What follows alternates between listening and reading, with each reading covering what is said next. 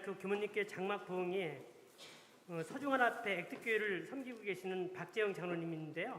오늘과 내일 교문님교회 장막 부흥회를 인도해 주시고 강사무 목사 장로님으로 함께 하도록 하겠습니다. 소개할 때 따뜻한 환영의 박수 부탁하겠습니다.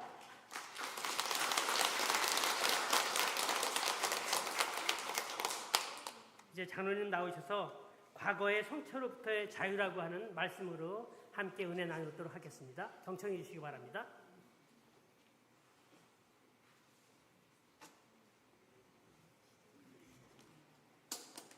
안녕하십니까? 안녕하세요. 세상에 소중하지 않은 인생은 없습니다. 우리 모두가 다 각자 다른 삶을 살아가고 있는데요. 하나님께서는 그런 여러분이 각자 자신만의 삶을 살아나가는 데 있어서 승리하는 그런 자녀가 되기를 바라십니다. 우리 모두는 우리 자녀들이 학교에서나 직장에서나 패배하는 모습으로 살아가기를 원치 않지 않습니까?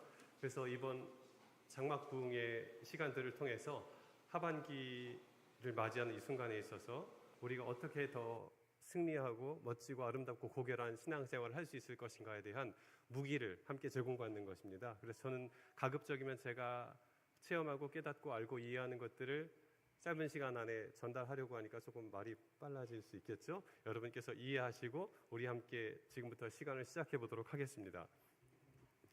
오늘은 용서라는 무기에 대해서 저희가 이해하고 앞으로 우리의 삶 속에서 잘 활용할 수 있도록 이야기를 나누고자 합니다. 부부와 두 아이가 있습니다.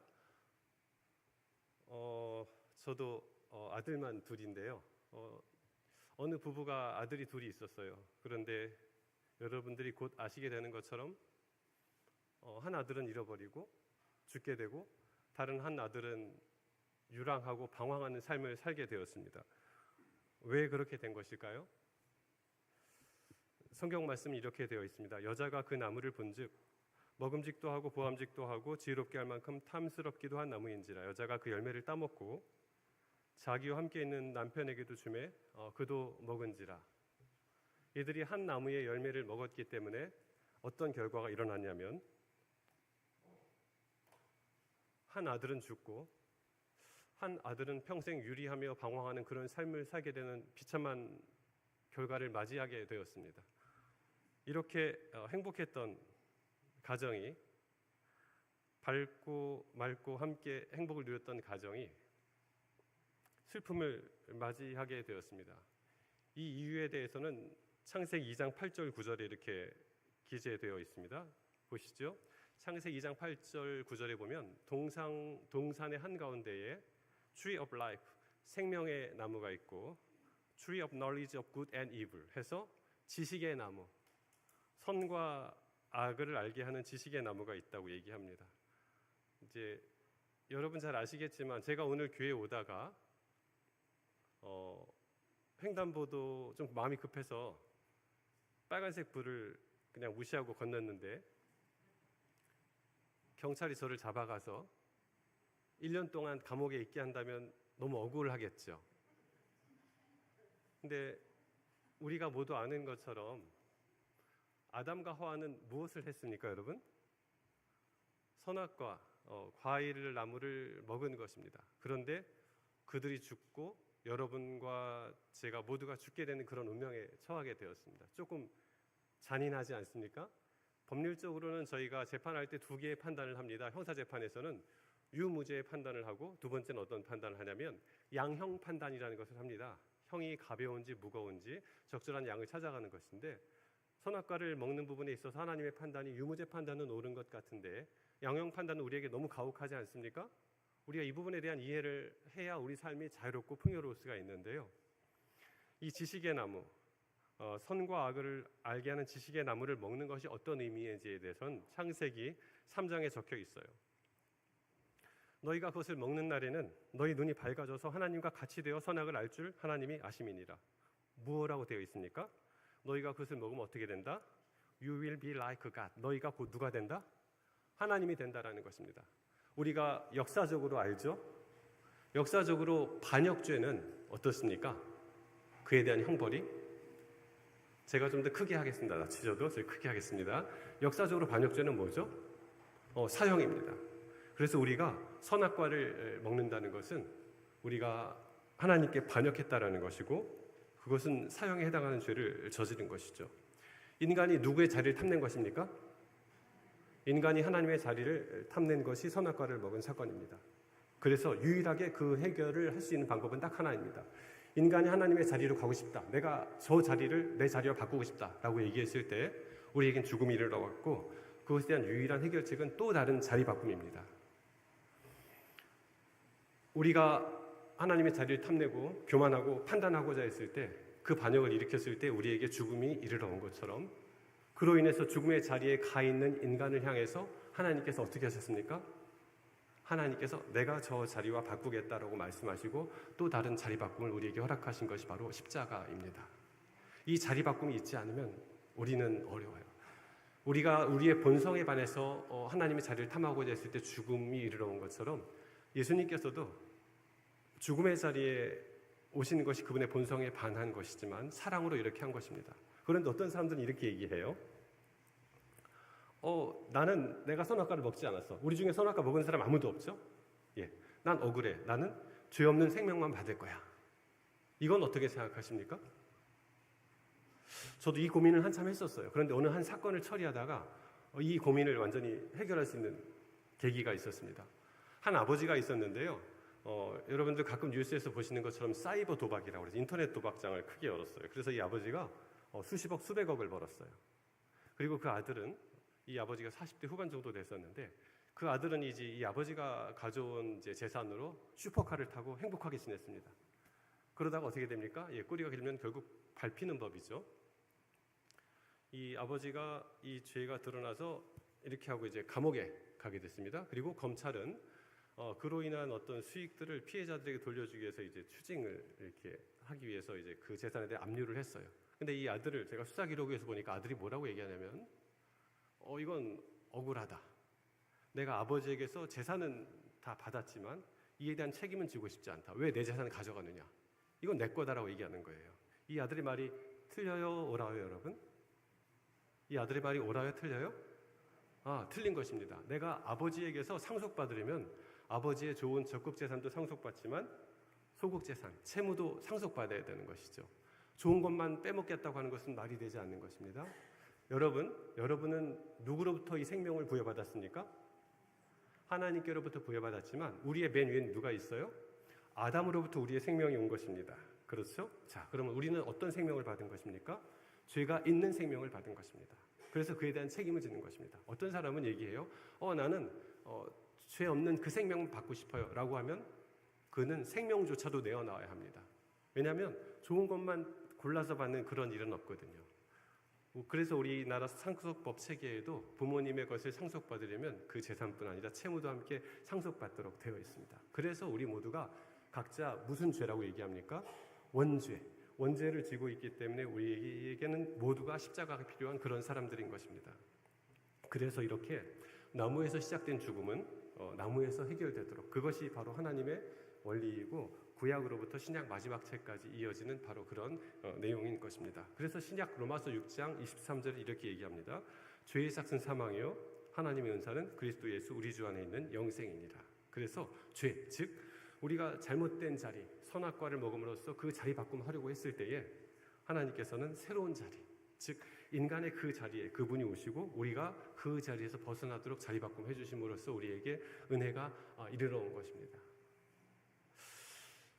주님께서 우리에게 선악과를 먹지 말라고 한 것은 반역하지 말라고 한 이 첫 번째 귀한 뜻이 있었지만 두 번째는 우리는 하나님만큼 판단할 수 있는 능력이 있지 않기 때문에 우리가 선악과를 먹게 되면 우리가 불행해집니다. 혹시 여러분 지금 마음이 아주 편안하십니까? 편안하신 분들은 입에 선악과가 없는 그런 분들이세요. 그런데 오늘 아침에 교회 오다가 파타닥 다퉜거나 내 마음속에 뭔가 불편한 게 있으면 또 내가 내 아내에게 나쁜 마음이 있고 내 남편을 향해서 서운한 마음이 있고 내 아이들에게 뭔가 좀 불만이 있고 주위에 누군가의 어떤 불만이 있다면 내 입에는 뭐가 있는 것입니까? 내 입에는 선악과가 있는 것입니다. 내가 충분하지 않은 판단력을 가지고 사람들을 판단하고 정죄하고 내 기준으로 그런 것들을 가치평가하기 때문에 내 마음에 불편함이 있는 것입니다. 그 대상은 누구도 포함하냐면 나 자신도 포함합니다. 내가 내 자신이 마음에 안 들어서 나에게 상처를 주고 나 자신을 불편하게 생각하고 내 자신을 우울하게 생각하고 좌절감을 가지고 살아가는 그 모든 것들은 그 순간에 우리 입에 뭐가 있기 때문입니까? 선악과가 있기 때문입니다. 하나님께서는 그 선악과를 먹지 말라고 하셨어요. 너희는 불완전한 판단이기 때문에 너희가 제대로 판단할 수 없어. 그 판단을 하면 너도 불행해지고 너희 주위 사람도 불행해져. 그 상처를 제발 서로 주지 말고 살아가렴. 선악과를 내려놓자. 그 대가는 누가 치르겠다? 내가 치르겠다고 말씀하시고 십자가를 주신 것이 바로 하나님의 사랑입니다. 저는 제가 법관 생활할 때 두려웠어요. 상대적으로 그래서 무죄 판결을 다른 판사들보다 많이 했어요. 다른 분들이 한 80% 정도면 유죄 판결했다 그러면 저는 90% 가까이 돼야 유죄 판단을 했던 것 같아요. 내가 죄 없는 사람을 감옥에 집어넣고 오래 살게 하고 지금도 무기징역을 선고한 3건 정도가 지금도 그 피고인들 얼굴이 다 기억이 나요. 불완전한 판단을 하는 그 두려움 속에서 살아왔는데 여러분의 그 불완전한 판단으로 입에 선악과를 문 채 다른 사람들을 판단해서 상처를 주지 마시고 여러분 자신을 감히 하나님이 생각하시는 것보다 너무 낮게 생각하고 가치없이 생각해서 여러분 자신에게 상처를 주지 않게 되시길 바랍니다. 정말 나는 지금도 선악과를 입에 물고서 판단과 잔소리, 불만, 충고를 반복하지 않는가. 우리가 입에 있는 선악과만 내뱉으면 모든 문제가 해결됩니다. 하나님께 그 판단을 맡기면 여러분 우리의 모든 인생 문제는 완벽하게 해결됩니다. 그렇게 한번 해보실 수 있으시겠습니까? 때때로 내 마음이 불편할 때 언제나 돌이키십시오. 혹시 내 입에 선악과가 있지 않은가. 그리고 오늘 들었던 이 말씀을 기억하십시오. 내가 선악과만 입에서 내뱉는다면, 내가 다른 사람을 판단한 이 마음만 주님 앞에서 온전히 내려놓는다면, 내가 판단할 수 있는 자격이 없다는 것을 깨닫기만 한다면 나의 모든 문제는 다 해결될 것이야. 그래서 그로 인해서 상처받고 파괴된 가족들의 마음, 또 지인들의 마음, 그 관계, 그리고 내 자신의 마음속 깊은 상처, 이런 모든 것들을 생각해 보시기 바랍니다. 그러나 이런 선악과를 먹었던, 판단했던, 내가 하나님의 자리에 감히 섰던 그런 것들은 상처로 남습니다. 그 상처를 주님께서 회복시켜 주시지만 상처로는 남습니다. 그래서 아담은 어떻게 했습니까? 아담은 자기 아들 둘을 잃었습니다. 모세도 마찬가지입니다. 볼까요? 모세와 아론이 회중을 그 반석 앞에 모으고 모세가 그들에게 이르되 반역한 너희여 들으라. 우리가 너희를 위하여 이 반석에서 물을 내랴 하면서 어떻게 얘기합니까? 내가 너희를 위해서, 나와 아론이 너희를 위해서 물을 내리. 모세가 그의 손을 들어 그의 지팡이로 반석을 2번 치니 물이 많이 솟아나오므로 회중과 그들의 짐승이 마시니라. 하나님의 자리에 섰던 모세가 치른 대가는 여러분 잘 아시는 것처럼 그가 그렇게 꿈꿔왔고 평생 유일한 하나의 소망, 내가 이 백성들을 데리고 하나님의 나라로 들어가리라. 그 소망 앞에서 그는 죽음을 맞이하게 됩니다. 이에 여호와의 종 모세가 여호와의 말씀대로 모압 땅에서 죽었는데 모세가 죽을 때에 나이 120세였으나 그의 눈이 흐리지 아니하였고 기력이 쇠하지 아니하였습니다. 모세는 죽을 몸 상태가 아니었습니다. 그러나 그가 감히 하나님의 자리에 섰기 때문에 그 대가를 처절하게 치른 것입니다. 사도 바울도 마찬가지입니다. 사울이 교회를 진멸할 때 각 집에 들어가 남녀를 끌어다가 옥에 넘기니라. 여러분 아시는 것처럼 사울이 이렇게 각 집에 들어가서 남녀를 옥에 넘긴 다음에 그 다음 사울이 어디까지 가죠? 다마스커스, 다메섹까지 갑니다. 영장을 가지고. 왜 그런 것이죠? 이미 여기 있는 사람들을 다 집어넣었으니까. 사울이 보통 사람이 아닙니다. 그런데 한평생 사울이 사역을 하고 각 교회에 갈 때마다 사울이 부딪힌 것이 있어요. 사울이 누구를 만났을까요? 하나님 자리에 서서 감히 그가 옳다고 판단하고 그의 판단 기준으로 사람들을 정죄하고 집어넣었던 그 사울은 나중에 바울이 되어서 그가 가는 교회마다, 모든 교회마다 부모 없이 자란 아이들과 마주치게 됩니다. 에베소 교회, 빌라도 교회, 어느 교회를 가든지 간에 그가 집어넣었던 그 엄마들, 그 아빠들이 없이 자란 아이들이 그 각각 교회에 있는 것입니다.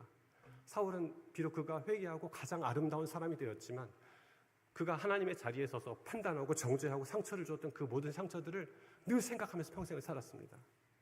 그래서 그는 이렇게 얘기하죠. 오호라 나는 곤고한 사람이로다. 이 사망의 몸에서 누가 나를 건져내랴. 누가 건져주십니까? 유일하게 건져주실 수 있는 하나님께서 십자가를 통해서 우리를 이 사망의 몸에서 건져주십니다. 인간과 하나님이 있어요. 하나님은 우리에게 생명을 주셨습니다.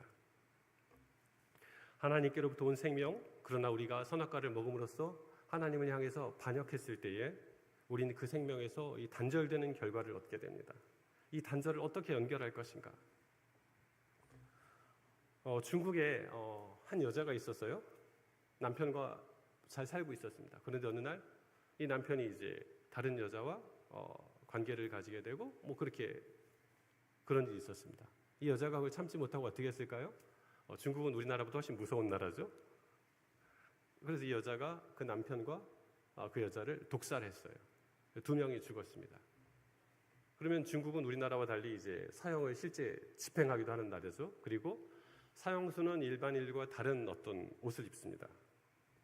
다른 이제 일반 죄수들은 주황색 옷을 입지만 사형수는 무슨 조끼를 입죠? 빨간 조끼를 입습니다. 그리고 오늘은 이 사형수가 빨간 조끼를 벗는 날입니다. 무슨 날일까요? 사형을 집행하는 날입니다. 이것은 있는 실제 영상을 저희가 가져온 것인데 평소 입던 붉은 조끼를 벗고 사형복으로 갈아입습니다. 그리고 이 여자분은 반성의 의미로 사진 촬영도 허락했습니다. 그리고 사형수가 마지막 날 먹는 마지막 식사, 계란 그리고 국수, 그리고 이제 교도관들과 마지막 인사를 나눕니다. 그리고 총살형을 선고받은 사형수가 줄로 묶여서 이동합니다. 마지막 사형수의 뒷모습입니다. 안타깝지만 어떻습니까? 죄를 지었으면 죄값은 받아야 하는 법입니다. 이것이 바로 누구의 운명입니까? 두말할 나위 없이 우리가 아무리 멀쩡한 옷을 입고 깔끔하게 하고 있어도 이것이 원래 우리 모두의 운명이었습니다. 그분이 우리와 자리바꿈을 해주지 않으셨다면 이게 우리 모두의 운명입니다. 지구라는 거대한 감옥에 갇혀서 우리 중에 죽지 않은 사람이 누가 있겠습니까? 사형수의 신분으로 살아가는 것이 바로 우리의 운명입니다. 여기서 아무리 좋은 차를 타고 아무리 좋은 아파트에 살고 아무리 맛있는 것을 먹고 또 분위기 있게 좋은 음악을 듣고 지낸다 할지라도 우리의 운명은 변하지 않습니다. 그분을 만나지 않는다면. 하나님께서는 창세기에서 우리에게 이렇게 말씀해 주셨어요. 너희들은 누구의 형상으로 지었다? 하나님 이르시되 우리의 형상을 따라 우리의 형상대로 우리가 사람을 만들고, 이 하나님이 그렇게 애타게 우리 손주들 보듯이 갓 태어난 아가를 보듯이 우리를 보셨는데 우리의 신분이 어떻게 바뀌었어요? 이렇게 바뀐 것입니다. 이것을 주님이 견디실 수 있겠습니까? 저는 제가 아들 둘을 낳아보니까 우리 아들들이 사형수가 되어서 저렇게 산다고 하면 저는 견디지 못할 것 같아요. 그리고 그분처럼 십자가라도 감당하고자 이 땅에 내려올 것이라는 확신이 들었어요. 그래서 십자가는 하나님의 자연스러운 사랑의 표출이구나, 이걸 알게 되었어요. 그리고 저는 또 많은 사건들을 처리하면서도 이렇게 알게 됩니다. 한 대학생 아들이 있었어요. 얘는 집이 넉넉하진 않았지만 열심히 공부했는데요. 그래서 엄마 아빠를 위해서 자기가 뭐라도 하고 싶었어요. 그래서 알바를 구할 수 있는 사이트가 알바천국이라고 있어요. 알바천국에 가니까 어느 회사에 그 광고가 떴습니다. 무슨 경매 주식회사 해가지고 경매에 필요한 사람들을 돕는 회사인데 그 사람들이 중요한 서류를 보내기 때문에 직접 가서 서류를 받아가지고 전달해 주면 되는 그런 알바예요. 한 번 하면 얼마? 10만 원 정도씩 받습니다. 이 대학생이 거기에 취업했어요. 처음에는 뭐를 전달하냐면 서류를 전달해요.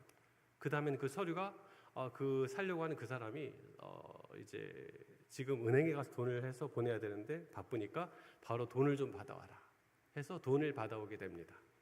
처음에는 서류를 전달하는 것을 2-3번 정도 시키고 그 다음에 돈을 받아오도록 시킵니다. 그리고는 지하철 사물함에다가 넣도록 시키고 이렇게 합니다. 이게 뭐죠, 여러분? 눈치 빠른 분들 보이스피싱. 예, 여러분은 경찰에 안 가셔도 되겠네요. 순진한 많은 대학생들이, 특별히 여자 대학생들도 지금 많이 어려움을 겪고 들어가 있어요. 착한 마음에 엄마 아빠 도우려고 알바하다 보니까. 근데 경찰관이 물어봅니다. 너 이상하지 않아? 네가 한 번 움직이는데 10만 원 받았어. 너 그래서 지금까지 그거 받아봤어? 아니요. 알고 있었구만. 그리고 2년, 3년을 받아서 아이들이 감옥에서 실형을 살게 돼요. 이런 것입니다. 그러나 제가 이 집이 여유 있지는 않다고 그랬죠? 그렇지만 내 아들이 이런 마음으로 그 운명이 바뀌는 것을 엄마는 원하지 않아요. 그래서 이 엄마는 어떡합니까? 이 현금을 배달하는 고액 알바로 감옥에 들어가 있는 아들을 위해서 이 감당할 수 없는 이 문제 앞에서 누가 나서냐면 엄마가 나섭니다. 대출을 받아서 7천만 원을 가져와요. 사실은 전체 피해액이 한 1억 좀 넘는데 이 정도면 다 합의할 수 있거든요. 그런데 이 아이가 이걸로 돈을 번 게 70만 원 정도밖에 안 되는데 엄마는 얼마를 가져와요? 7천만 원을 가져와요. 왜냐하면 아들을 꺼내야 되니까.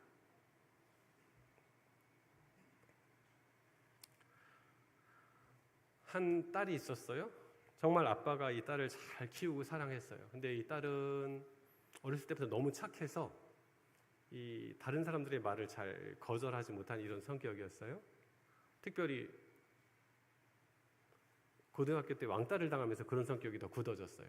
친구들이 나를 괴롭히는데 내가 그 친구들 말을 다 들어주니까 이 친구들이 나를 안 괴롭히는 거죠. 그때부터는 남이 하는 말을 거절하기가 어려운 성격으로 변했습니다. 혹시 우리 주위에도 그런 분들 좀 계실까요? 남의 부탁을 잘 거절하기 어렵고 거절을 했는데 거절하고 나서 혼자 막 괴로워하는 그런 분들 계실 거예요, 아마도. 이 딸이 아버지의 그 권유에 따라서 결혼도 하고 행복하게 뭐 잘 살려고 하고 있었는데 이 좋은 남편이 아닌 사람을 만났던 것 같아요. 이 딸이 30살 조금 넘었을 때 아이를 낳고 아이가 100일쯤 되었을 때 남편이 딸에게 말합니다. 야, 너 돈 좀 벌어와. 그래서 이제 이 아이를 양육하는 이 딸이 경제활동을 해야 되는데 어렵지 않습니까? 그래서 본인이 아이를 키우다 보니까 뭐 프레벨 무슨 뭐 그런 어린이 교재 이게 좀 엄마들에게 선호도가 있는 거죠. 그래서 이것을 이렇게 해서 이렇게 사고 팔고 하면서 돈을 좀 벌어야지라고 했어요. 그래서 그런 일을 좀 하다 보니까 어떤 엄마가 한 3, 4개월 정도 이 교재를 썼는데도 불구하고 반품을 요청하는 거예요. 그리고 여러분 반품을 해줘야 돼요? 거절해야 돼요? 거절해야죠. 근데 이분 성격이 어떻다고요? 거절하지 못하는 성격인 거예요. 그러다 보니까 이것을 한번 받아줬어요. 그랬더니 그 소식이 어디에 퍼졌을까요? 이 동네 맘카페에 올라가서 쫙 어디는 한 몇 개월 정도 지나도 반품해 주더라. 이런 게 되니까 이분이 이 일을 통해서 아까 그 아이처럼 막 너무나 많은 빚이 생기는 바람에 결국은 사기죄로 입건이 돼서 이제 처벌을 받게 된 거죠. 이 아버지는 서울대학교 경제학과를 졸업하고 옛날에 그 상업은행 그 지점장까지 했던 분인데요. 아내와 함께 아파트 한 채를 가지고 돈 조금 한 2억 정도를 가지고 이렇게 퇴직해서 행복하게 살고 있는 그런 아빠였는데 딸이 경찰에서 구속될 위기에 처하니까 남편은 나몰라라 하고 있고 이 아버지가 이 돈을 가지고 와서 피해자들에게 합의를 하고 다 이렇게 무마시켰어요. 완전히 다 끝났다면 저를 만나지는 않았겠죠. 전 이 여자분을 김땡땡이라는 이 여자분을 의정부 교도소에서 만났어요. 이것 말고 또 다른 일이 또 있었던 것이죠. 그래서 이 딸이 재판을 받는데 이 아버지가 말합니다. 구속된 이 딸을 위해서 제가 뭘 하면 좋을까요? 설명드렸어요. 이 경제적인 피해가 있는 경우에는 그 경제적 피해를 다 회복하지 않으면 판사가 자기 친동생이어도 자기 아들이어도 빼줄 수 없어요. 지난번에 경찰에서 합의하면 돈을 다 썼는데 어떡하죠? 그리고 이 아버지가 어깨에 축 내려져가지고 집으로 갔어요. 그리고는 이 아버지가 연락이 왔을까요, 여러분? 한 일주일 정도 지났을 때 연락이 왔어요. 변호사님, 돈을 구했습니다. 어떻게 구하셨죠? 지난번에 다 쓰셨다고 했는데요. 제가 은행 출신이지 않습니까? 저희 집을 담보로 돈을 빌렸습니다. 제 딸아이를 꼭 꺼내주십시오 하고 1억 원이 넘는 돈을 가져오셨어요. 그래서 제가 함께 일하는 우리 변호사님들 통해서 대부분 젊은 엄마들이 피해자였기 때문에 전화해서 합의서를 받고 돈을 주고 이렇게 해서 이제 이 딸이 나올 때가 되었어요. 그랬는데 제가 재판을 가려고 하니까 검찰에서 전화가 왔어요. 변호사님, 이번에 선고하지 못하게 되었습니다. 왜 그렇죠? 다른 피해자들이 있어서 사건이 또 하나가 또 생겼고 추가 기소했습니다라고 얘기하는 거예요. 이 아버지는 딸이 나올 수 있을 줄 알았죠. 그랬는데 이제 저한테 물어보는 겁니다. 오늘 공판 잘 되었습니까? 이렇게 얘기했을 때 제가 얘기했어요. 새로운 사건 병합을 위해서 속행했고 재판이 또 열립니다. 아버지가 저한테 동일한 것을 물어봅니다. 어떻게 하면 좋죠? 말씀드린 것처럼 피해 회복이 되지 않으면 어쩔 수 없네요.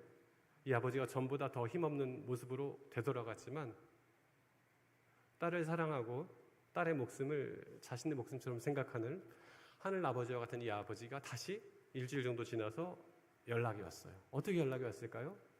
변호사님, 돈이 마련됐습니다. 제 딸아이를 빼주십시오. 어떻게 마련하셨어요? 집을 팔았습니다. 저희가 월세집으로 이사를 가기로 했고 대신 계약금을 좀 많이 달라고 해서 그 돈을 마련한 것이니까 제 딸아이를 꼭 빼주십시오. 그리고는 아이를 빼왔어요. 문자로나마 연락드립니다. 그간 저희 딸 1 물심양면으로 도와준 덕택으로 오늘 새벽 5시에 의정부 교도소에서 저희 집으로 무사히 데려왔습니다. 거듭 감사 말씀드립니다. 우리가 감당할 수 없다면 이 감당할 수 없는 이 문제 앞에서 집을 팔아서라도 아버지가 나섭니다. 하나님께서는 바로 그런 하나님이십니다. 우리는 그런 용서를 받은 것이므로 어떤 다른 판단하지 않고 그렇게 사랑받는 존재가 바로 누굽니까? 나 자신이고 내 이웃입니다. 하나님에게는 모두가 다 귀한 자녀예요. 여러분 잘 아시는 것처럼 제가 아까 말씀드린 것처럼 저는 2 아들이 있는데요. 이 아이들이 각자 개성이 강해서 어렸을 때 잘 좀 다퉜어요. 아이들이 다투는데 이제 남자아이들이니까 이제 주먹질 놓고 갑니다. 저는 이게 아주 괴롭고 견딜 수가 없었어요. 큰 아이가 작은 아이를 때리면 누가 맞습니까? 제 아들이 맞습니다. 작은 아들이 큰 아이를 때리면 누가 맞습니까? 제 아들이 맞습니다. 어느 순간이든지 저는 제 아들이 맞는 거예요. 얘들은 아닌데 제 마음은 그래요. 여러분과 이 교회를 바라보는 하나님의 마음이 그와 같으세요. 우리는 누구 좀 미워할 수 있고 싫어할 수 있고 짜증날 수 있고 그럴 수 있지만 그 모두가 상처받을 때 그것은 다 누구의 상처입니까? 하나님의 마음의 상처예요. 아들이 10명이면 아닙니까? 10명이어도 다 제 아들이 맞는 것처럼 그래서 우리가 내 이웃을 내 몸과 같이 사랑하라고 하신 하나님의 말씀이 바로 이 뜻이 아닌가 생각합니다.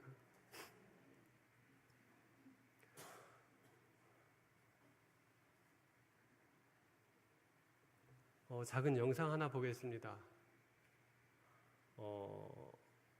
엄마 말이 있고 아빠 말이 있고 새끼 말이 있는데 말들은 태어나자마자 일어서나 봐요. 말 키우기 쉬운 것 같아요. 그리고는 이제 엄마 젖을 먹는데 이 망아지는 어쩐 일인지 태어나면서 다리를 부러졌는지 잘 먹지를 못한 아이가 있네요. 한번 보겠습니다.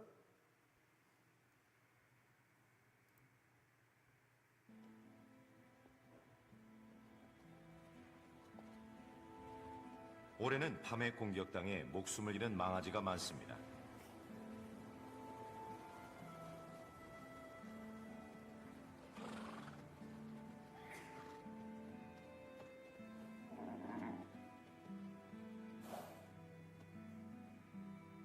포식자에게 당하지 않아도 살아남기 힘든 환경입니다.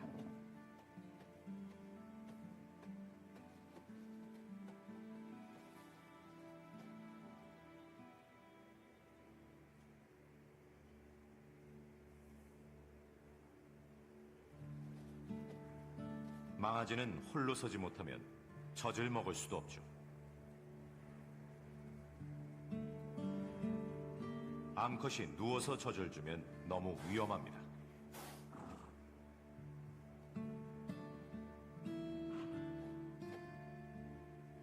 이젠 수컷도 방법이 없죠.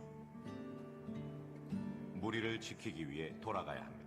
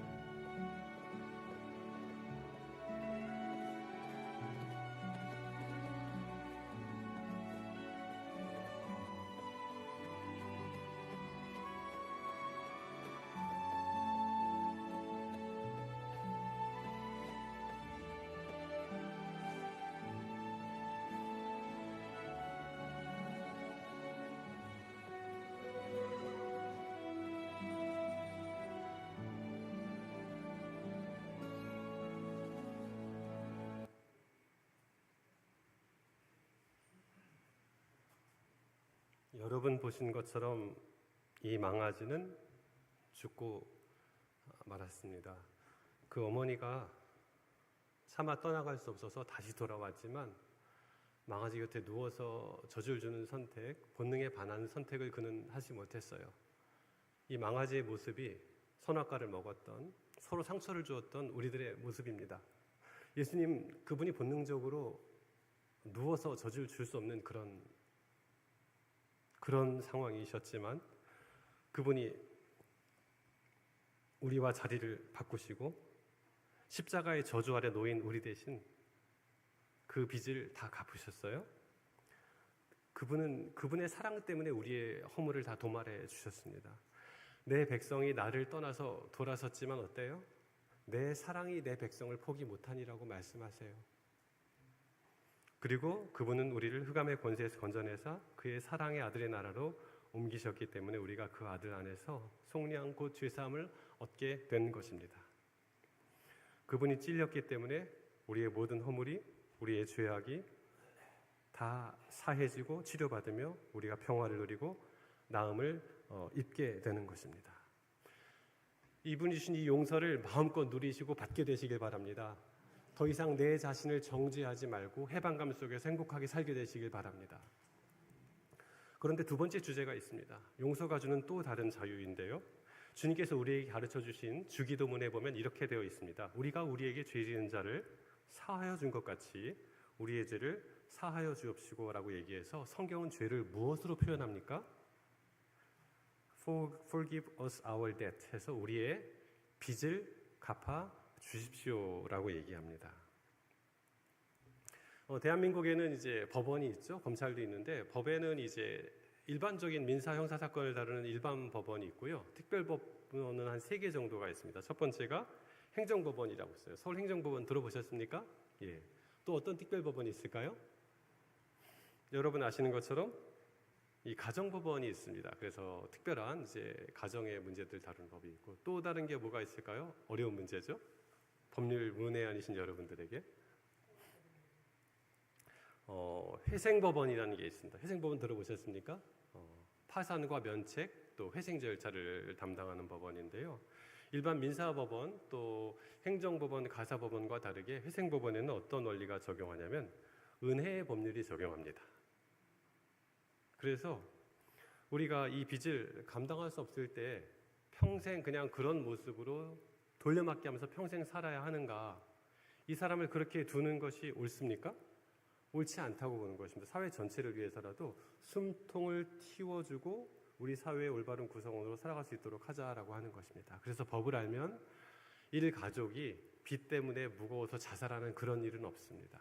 우리가 알면 살 수 있는 것인데요. 그것이 어떤 법이냐면 채무자 회생 및 파산에 관한 법률이라고 있습니다. 여기에선 우리가 충분히 내가 이런 상황까지 왔다는 것을 소명하면 면책 결정합니다. 오케이, 너 모든 책임에서 면제해 줄게라고 합니다. 그래서 우리가 면책을 받게 되는데 면책을 받으려면 그 이전에 어떤 고백을 해야 됩니까? 내가 파산 상태입니다 라고 고백을 해야지 면책을 받을 수 있어요. 잘 아시겠죠 여러분? 우리 모두가 어떤 선언을 각자 하셔야 됩니까? 우리가 파산 상태라는 것을 선언을 해야 용서를 받으실 수 있어요. 이것이 바로 로마서 7장 24절 아까 보셨던 바로 그 성경절입니다. 뭐라고 얘기합니까? 오호라 나는 공고한 사람이로다 누가 나를 이 사망의 몸에서 건져내랴라고 고백하는 것입니다. 나는 할 수 있다 없다? 나는 할 수 없다라고 말을 할 때 비로소 은혜의 손길이 우리에게 내려집니다. 이제 공부를 좀 해보겠습니다. 파산은 뭐냐면 재산보다 빚이 더 많을 때 이것을 파산 상태라고 얘기합니다. 내가 가지고 있는 것을 통해서 내가 빚진 것들을 다 갚을 수 없고 내 빚이 더 많으면 재산보다 빚이 더 많으면 파산이라고 하고요. 면책은 그러면 어떻게 하냐면 면책은 너 채무를 다 면제해 줄게 할 때에 내 있는 재산으로 빚을 최대한 다 갚고 나머지 채무를 면제하고 새롭게 시작해. 이것이 면책제도입니다. 그런데 가끔 이런 분들이 계세요. 내가 5천만 원이 있고 빚이 10억 정도 있는데요. 내가 3천만 원은 빼고 2천만 원만 좀 갖고 하고 좀 살고 싶어요 라고 하는 분들이 있어요.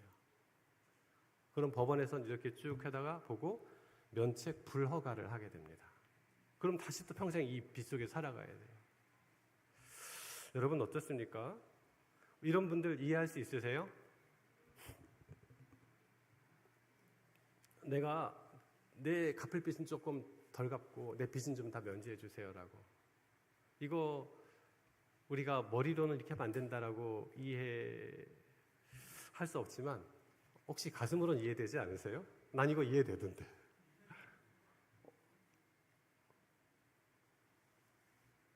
내가 그 사람이니까. 여러분, 하나님께로부터 말없이 많은 용서를 받았잖아요. 근데 여러분 용서하기 싫은 거 있지 않아요? 저는 있거든요. 난 이 사람 마음 이해가 돼요. 하나님, 내가 주님께 다 용서받았는데 내가 피해받았던 거, 나 이건 좀 제가 조금 권리를 주장하고 싶어요. 내 마음에 있는 상처 내가 사과받고 싶어요. 이런 사람들이 많아요. 하나님, 제가 교회에 나와서 지금 멀쩡하게 생활하지만 남들은 모르지만 우리 아버지 어머니가 평생 집에서 싸웠어요. 내가 그 소리를 듣고 살았어요. 하나님, 우리 아버지 어머니가 장로예요, 집사예요, 겉으로 멀쩡해요. 내 마음속에 상처, 이건 하나님 제가 좀 보상받아야 되지 않겠어요? 하나님, 내가 용서는 다 받아들이겠고 내 죄는 다 용서해 주셔서 감사해요. 근데 내가 이거 하나만 주장하고 싶어요. 우리가 머리로는 이해할 수 없죠, 이런 사람. 그렇지만 가슴으로는 이해해요. 우리 모두가 다 그런 것이 있으니까요. 최소한 저는 그런 것이 있으니까요. 그러나 우리가, 하나님은 그러세요. 우리가 머리로는 하나님의 뜻처럼 다 용서해야지라고 하지만 우리 마음속에서 용서할 수 없는 우리를 주님은 다 이해하고 공감해 주세요. 우리한테 억지로 다 용서하라고 하지 않으세요. 야, 네가 나한테 용서받았잖아, 그걸 용서 못해? 주님은 절대 그렇게 하지 않으세요. 우리가 용서하지 못하는 거, 우리가 피해보는 거 하나님 다 이해하시고 우리의 권리를 인정해 주세요. 제 어린 시절 부모님은 맞벌이 하셨습니다. 저녁에 불 꺼진 집에서 혼자 텔레비전만 봤습니다. 늘 외로움을 느끼던 저에게 우리 집이 있던 건물 아래층 작은 교회는 놀이터이자 안식처였어요. 저는 사실 어렸을 때부터 자주 매를 맞았습니다. 어느 날 전 엄마에게 맞다가 물었어요. 엄마, 왜 저를 때리세요? 그러자 엄마는 화나서 때리는데 그게 잘못이니? 라며 계속 때리셨어요. 아버지도 마음에 들지 않거나 기준에 어긋나면 주저없이 매를 드셨습니다. 집에서 소리내서 울면 또 맞을까 봐 입안에 이불을 쑤셔 넣은 채 장로 안에서 울었던 기억이 납니다. 밖에서는 친구들한테 괴롭힘을 당했어요. 나는 막기 위해서 태어난 사람 같았어요. 슬픈 마음을 털어놓을 것도 없었어요. 신앙생활을 하면서도 하나님을 향한 푸념과 원망이 마음에 쌓였습니다. 외롭고 답답한 감정들이 종이 위에 쏟아내듯 풀어냈습니다. 나는 자살할 거야. 죽고 나면 아빠가 울겠지. 그 모습을 보면 행복하고 통쾌할 거야. 그래서 결국 그렇게 해서는 안 될 선택을 2018년 3월에 했고 6개월에서 떨어진 저는 지나가던 버스에 부딪혀서 의식을 잃었어요. 응급실 의사는 수술에도 불구가 되거나 평생 식물 일간으로 살 가능성이 크다고 했지만 인공호흡기에 누워있다가 3주 만에 깨어났습니다. 의사는 이번에도 앞으로 7살 지능 수준도 휠체어를 타고 살아야 될 거라고 말했어요. 하지만 최고의 명의이신 주님이 나를 일으켜 세우셨습니다. 제가 병원에서 한 것은 하나님께 기도한 것밖에 없고 주님은 육체적뿐 아니라 정신적으로, 영적으로 저를 살리셨어요. 의사의 진단과 다르게 저는 지금 걷고 뛸 수 있습니다. 무엇보다 지금 전 부모님을 진심으로 용서하고 사랑합니다. 가슴으로는 도저히 용서할 수 없음을 주님은 아십니다. 우리에게 이런 저울이 있어요. 우리가 받을 돈 있습니까? 없습니까? 우리 받을 돈 있습니다. 우리 어린 나이에 시집 왔다가 아무것도 모르고 당했던 그 어린 나이에 식구들로부터의 구박, 따돌림, 외로움. 또 신혼여행지를 정하는 과정에서 어떤 남편도 이런 남편이 있어요. 어떤 아내는 그런 상처를 입었어요. 결혼하려고 신혼여행지를 정하는 과정에서 남편이 어딜 추천하는 거예요. 이렇게 남편 사진첩 보다 보니까 전 여자친구랑 갔던 곳이야.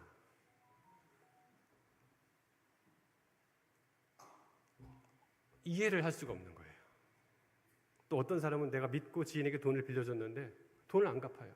그 돈으로 그 집 자식들은 학원 보내서 공부 잘 시켜가지고 좋은 대학 가서 좋은 직장에 다 취업했는데 나는 그때 돈이 없어가지고 내 아이들을 교육을 못 시켰어요.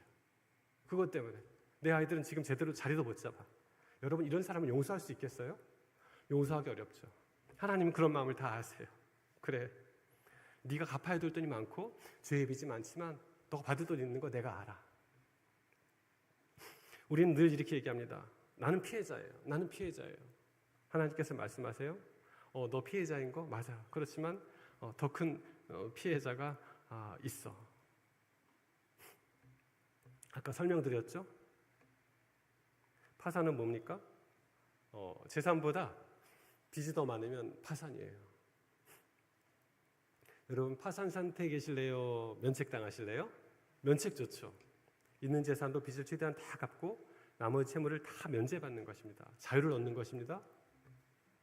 우리는 여전히 이런 마음을 가지고 있어요. 주님, 저 있는 재산 갖고 나머지 것만 좀 갚도록 해주세요라고 말씀하실 때 주님이 이렇게 말씀하세요. 너 그것 계속 쥐고 있으면, 너 계속 거기에 매달려 있으면 너무 손해보지 않니? 면책 불허가 안 하면 너 평생 그 죄책감 속에서 여전히 살아야 되지 않니? 내가 네 마음 이해하는데 이제 그만 그것을 놓으렴. 무엇보다도 내가 너에게 베푼 용서, 거기에 집중하면 그 문제가 해결된단다라고 우리에게 충고하세요. 하나님은 우리의 모든 마음을 다 이해하시고 용서의 어려움을 겪고 있는 저의 마음도 여러분의 마음도 다 이해하십니다.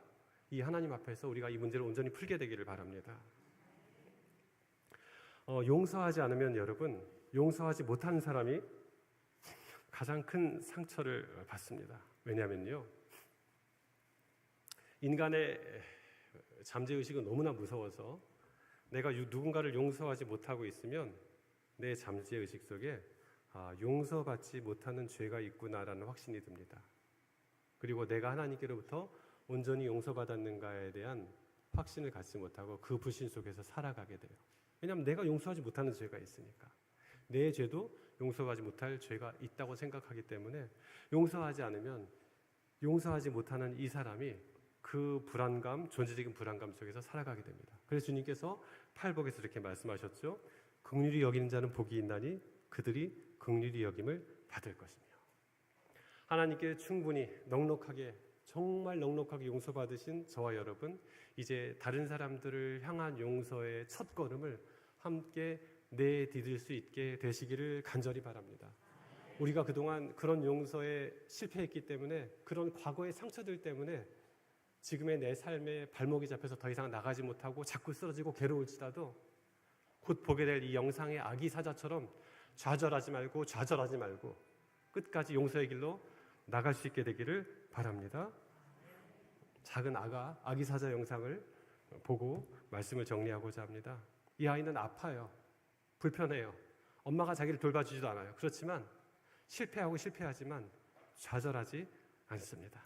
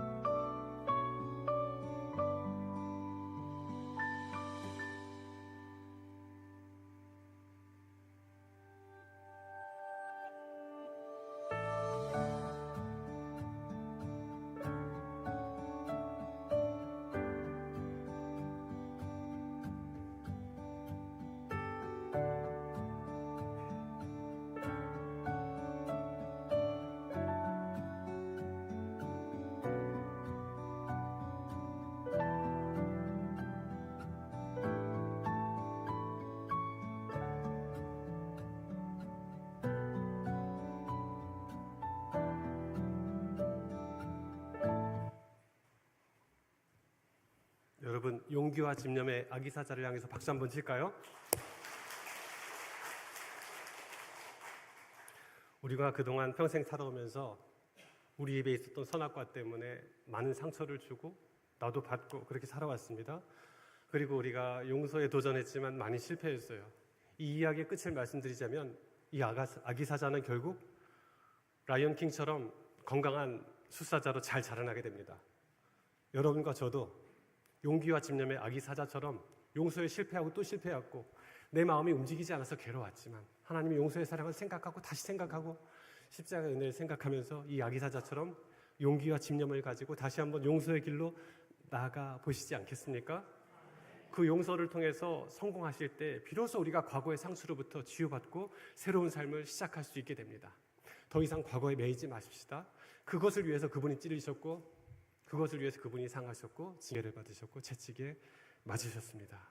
그분이 주시는 용서의 자유, 우리가 마음껏 누리게 되는 사랑하는 교문리교회 모든 성도들 되시기를 간절히 바라면서 말씀 마치겠습니다.